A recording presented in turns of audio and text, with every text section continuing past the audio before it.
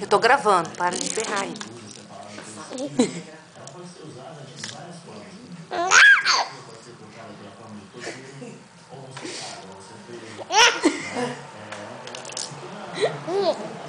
É lindo, é?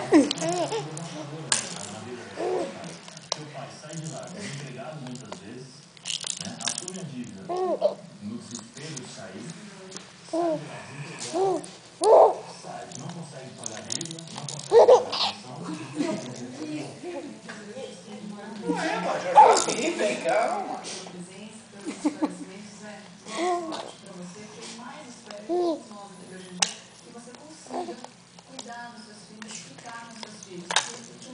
Chuta ele. mais precisa realmente é da presença do cuidado dos pais. Por isso existe tudo isso. A lei existe para isso, porque a criança e adolescente precisa de cuidado. Então, Primeiro agradecer ao Edu, porque eu peço a Deus que continue sendo essa pessoa maravilhosa que foi. Os meus filhos, eles realmente... Ih, vai cair, vai cair, vai cair. Ele foi meu pai, meu amigo, meu companheiro de corda. Ergue um pouco a cabeça. Ele aqui abaixo. Não, ergue o corpo dele.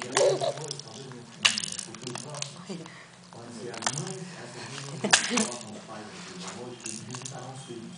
Que coisa linda. Mesmo, realmente, se vale a pena colocar a criança nessa situação, e no futuro próximo, para a mesma lugar que filho. obrigada, Deus abençoe boa sorte aí na sua caminhada.